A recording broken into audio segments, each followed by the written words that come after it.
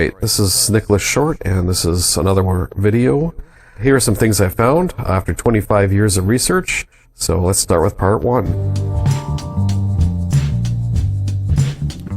So let's say that you're Marcus Allen, or you're sending Marcus Allen to the moon. Severe environment, there's going to be harsh lighting, it's going to be an extreme environment, right? And you're going to send Marcus with a Hasselblad 500 EL camera, and you're going to give him two lenses, 80mm and a 250mm lens that he can snap on at will. Alright, so what do you think Marcus is going to bring with him? What would you bring with you if you only had your choice of, say, two additional pieces for the camera? Well, I'm no professional, but I'm going to guess. And I'm going to say one would be a circular polarizing filter, or CPL, and the other one would almost definitely be a lens hood. That's right, a $5 piece of plastic to prevent lens flares. The reason why is because without a lens hood outside, even out here on Earth, you get these terrible artifacts. Lens flares are not desirable most of the time. Just ask any photographer. Once in a great while, you can use lens flares for an artistic end, like this example here. But most of the time, they just wash out the picture. They're in the way, they dominate the picture, and just create a lot of havoc. This is an example of the actual Hasselblad lens hood. A piece of plastic just snaps on the end, real easy. Question is, did they pack a lens hood? The astronauts who went. Now, I know I would. I'm pretty sure Marcus would. He's a professional photographer. I'm not. I still would bring one. And yet, look what happened. This is the moon mission, right? Get all this blown out. This is an aperture flare. You can see the 5 blades of the aperture in the Zeiss lens. You can see the inverted pentagon shape. That's the aperture inside. Another question is, I just have incidentally, was this the result of an f8 or f11 aperture? I highly doubt it. It's pretty large. Washed out pictures, loss of contrast, sundogs, just all kinds of crazy optical artifacts that resulted simply because for want of a $5 piece of plastic, haziness. You know, these are all artifacts that are from the bouncing light beams when you're shooting into the sun or close to the field of view relative to the sun's axis. You know, you have all these diffracting rays. In the early days, early investigators actually thought those are beams of a ceiling. That's how confusing this is. What is this? I don't even know. I mean, this is unbelievable. Wow, you know, this is incredible, you know. All this could have been avoided. All this washed out loss of data. Think of these pictures as data, right? You know, you only have so many pictures that you can take on the moon. This isn't digital, guys. There's no raw file to push up the latitude of the contrast. This is analog film, real film, emulsion. There's no coming back from this, you know? And you only have so many. Look at this. What is this? Just, I mean, what a terrible loss of data. All for want of a $5 piece of plastic. Look at these diffracting rays. There's aberration, this chromatic aberration. Incredible, you know, within the rays. Something that Hasselblad's proud of avoiding, you know. So look at this, another unusable. I could just go on and on. These are just random examples I took just from Apollo 11 and Apollo 12. Alright, so let's introduce you, ladies and gentlemen, to the super pebbles on the moon. Here's the reference number for this photo, in case you want to look it up yourself. But I just wanted to direct your attention to these special pebbles on the bottom of the ground below the LEM. So why are these pebbles so special? Well, they must have some super property, some property of physics that is unexplainable, because they're about the size of a peanut, or maybe, you know, even smaller. They're very small, very tiny, and yet despite 3,000 pounds of thrust directly under the engine bell of the LEM, 3,000 pounds of thrust, force just gushing down, those pebbles did not move, not at all. They didn't move, there's no streaks, they just stood their ground. I want an engineer to explain to me what physical property kept those little pebbles in place.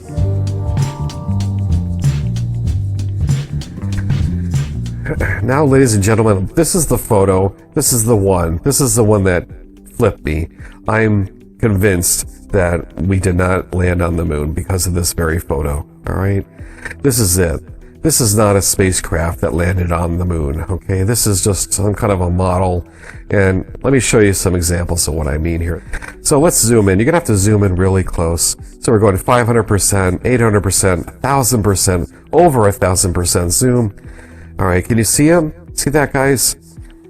Scotch tape. That's right, Scotch tape. Taped on the back of the LEM. That's just paperboard, guys. Really? This is not a spacecraft. This is not something that landed on the moon. It's just I don't know what it is, a model or something. All right, let's take a look at the same picture again. Do you see anything else funny? Interestingly enough, this is also the Super Pebbles, but let's take a look at this crater, all right? Something weird about that crater. Look how close they landed to it. Supposedly they landed, right? See, I made a little outline to show you. That's the square crater. It's the only square crater on the moon, and they found it. They landed right next to the only square crater. Now, just for reference, here's from a picture from Apollo 11, the previous mission. The same back of the LEM, the previous LEM, the same craft, or, same design. No Scotch tape, right? Still looks pretty fake, though.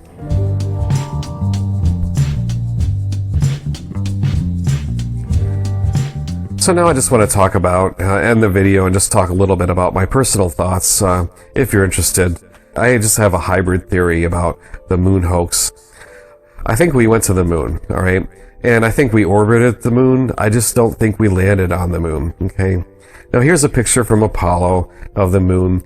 And this is from in the archive, of course. I took this in my backyard with my humble little D3500 camera, all right? And a cheap lens. And this is an Apollo picture, all right? And this is, again, my backyard. Hopefully it'll come up here. There we go, backyard camera again. So I'm just alternating the two.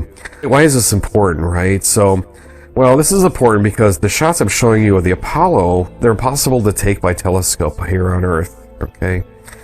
So either one of two things. It has to be one of two things. Either these are shots of a model of a moon, right, as we've commonly heard, or they really are real, right?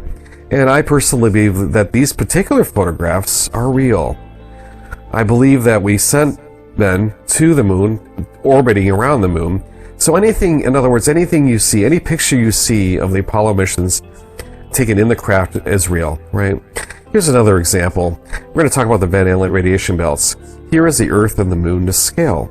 The moon is about 30 Earths away, and it took the astronauts 52 hours to traverse that distance, okay? Now, I know it took 3 days for the whole mission, but that you have to include the time for orbiting and decelerating and all that good stuff, because they still had to orbit, right? So now what I'm doing is I'm overlaying. It was really hard to find this to scale. These are the Van Allen radiation belts. Everybody loves to talk about the belts, but look how small they really are. It's really hard to find a true scale of the belts, all right? You always see these cartoon. Here's an example of a cartoon Van Allen radiation belt. It's totally not the scale. This is not the scale. This is way, the inner belts in particular are way too large. This is more like a Van Allen shell. I don't know. I'd call it a shell. It's not a belt. It's a shell. Well, these are not accurate. So whenever you see these in a video documentary, just remember that they're not to scale. So here's my thoughts. I could go on and on, but I believe that you have one side, the believers, and you have the Apollo detectives, or the people that believe the moon was hoaxed. I believe that somewhere in the middle is the truth. I think, honestly, after all these years of looking into this, we're both right, we're both wrong, and the truth is somewhere in the middle, all right? Here's an example. This is staged. This is fake, right? This is not a real picture of the moon. That is a real picture that was really taken from a spacecraft. I don't think they could have faked that. It's too good. That's staged. That's not real, all right? It's a fake, whatever, scale model on a stage. That is a real picture of a crater, and they're orbiting over the moon, right? So that's a fake picture. This is probably a real picture, So anything that was taken in the craft and from orbit in a craft, anything that was not on the surface, staged, fake. I can't tell you how fake that looks. And this is probably a real picture. And this is a fake picture. But kudos to the team who did this, because they put a lot of effort into landscaping this fake hill. A lot of work probably went into that, I would imagine. This is probably a real picture taken from the moon, from orbiting above the moon. Anyways, they're circling around it. And here's another example of a fake picture. They couldn't even bother to glue the antenna correctly in the center of the dish. It's funny. So there you go. I just want to share my thoughts on everything, and thanks for watching. It's okay if you don't agree. It's just my personal thoughts. I just thought I'd throw it out there. I mean, I've watched and listened to every possible video, pro and against, everything from Ralph Renee's stuff all the way up to, Bill Cooper, James Collier, Bart Sibrel, all the videos on the Apollo Detectives channel, Scott Henderson, Marcus Allen, etc., etc. And of course the other side, the Busters and everybody else. So I think that's the truth is somewhere in the middle. I think we really did send them out. We were able to send people out to the moon.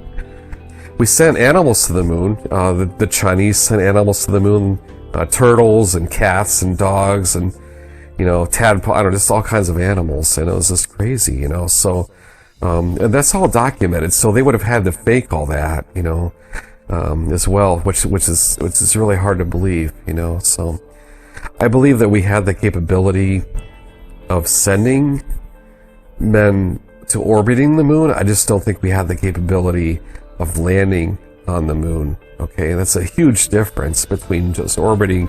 We orbited dogs, we orbited turtles. Anyways, you get the idea, right? So it's a huge difference between orbiting and landing. Just like the movie Apollo 13.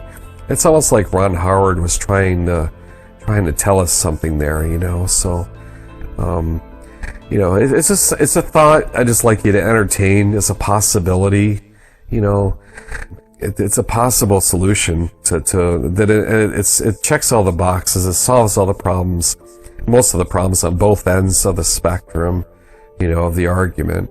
I don't think we're ever going to really know, the truth. They'll never tell us, of course, And finally, I just want to say too that I really was saddened when I heard astronaut Collins passed away, because I think they were really good men. We really have to give them a lot of respect for just climbing on top of the Saturn V and standing up. They were doing what they thought was right, and they were good men. They were not, I really didn't like the fact that some investigators badmouth them or down them, so they just did what they thought was the right thing to do, and that's respectable. That's not, is it really a bad thing?